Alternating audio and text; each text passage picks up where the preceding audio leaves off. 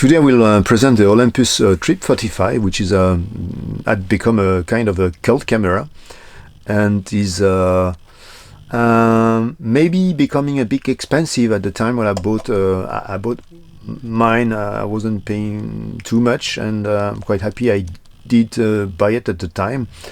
It's a very simple camera to use. It uses a selenium cell. So the first thing to check if you get one is to check if the cell is working. For that you just have to shoot to light, okay, clicks, and then you can hide the light, and it didn't work. You can hide the light, and you see if it doesn't shoot, you have a little flag, a red flag that pops up inside. And it tells you that the selenium cell is working because it prevents the shooting. Okay, so if you got one that works, grab it. Okay, then a good thing about this camera is it's very simple to use. It's a zone focus camera, meaning once you have selected the sensitivity of your film in ASA here, turning this ring, so you can select the sensitivity. The only thing you have to do is put the camera on automatic, and then select the scenery, the distance of the scenery, because you will have the depth of field adapted depending on what you select. So landscape, equivalent of infinity, a group of people a bit far away, a group of people a bit closer, and portrait mode. So, and as the lens is a 40mm, and the opening can be it doesn't open too much, you have a depth of field which is quite decent. If you select the zone, you don't have too much problem.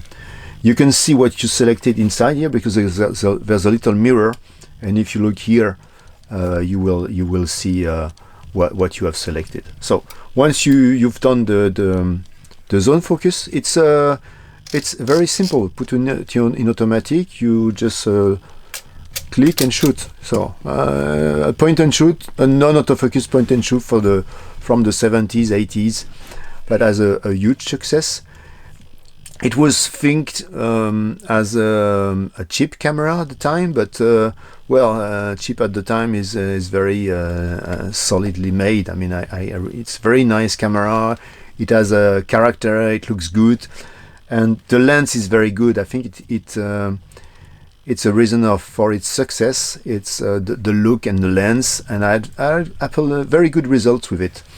So I will show some photos I took when going to ski, I think it was February 2019, and I had sunny days and a very stormy days with a lot of fog and snow. So, and the behavior for both days of that camera was very good. I have a few other shots on other locations, and I really like the results. I mean, it gives some characters, the lens gives some characters, nice colors. Of course, the film has to do with it. I grabbed at the time a bunch of those Fujicolor C100 film, and they was expired in 2012. So fresh film for me. I think I told you I shot that in 2019, so the film had 7 years old expiration date, which is sorry, rather fresh. So I will show the pictures. Easy to carry around. I use a little bag to protect it. It's a bit vintage and been used, but I like to protect the selenium cell and protect it when I carry it around. But it's easy to take it out and really easily shoot, no problem. It's also a camera that can be useful when you do some street shooting, because it's very discreet. I mean, no big noise. You can see, right? It's really. And I think there are only two speeds that can be selected: 1/40th or 1/200th of a second. There's a hot shoe for flash. If you shoot flash, you have to select the for flash position. and I think then it shoots at 1/40th of a second. There's a manual position, but I think it's kind of semi-auto, and I never use it on that camera because I don't think I have too much control over the speed, and I don't think it has too much influence. I should check maybe the dock to see what it does really, but mainly, yeah, I recommend to shoot in automatic mode with that kind of camera. It's a very nice. It works nicely. Frame counter is here. Opening the back is here.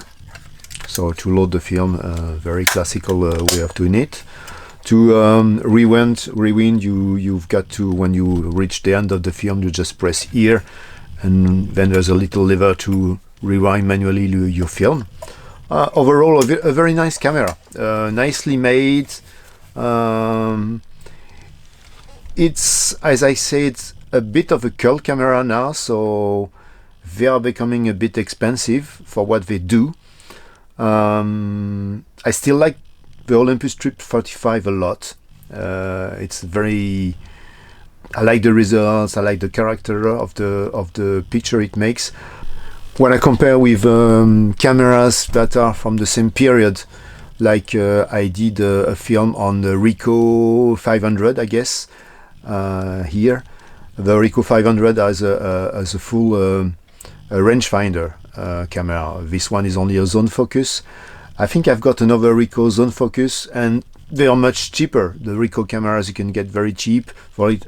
Olympus Trip 45, as it's very, very demanded. Sometimes it's a bit overpriced, but it's a nice camera. So if you get the cash, if you're happy, or if you see a good opportunity, a decent looking camera, grab it. I mean, it's a cool camera. The look is cool, the results are nice, it's easy to use, really no problem. It's a fun camera. So I will put some photos. Please comment, I mean, if you like that kind of video, and see you next time. Bye bye.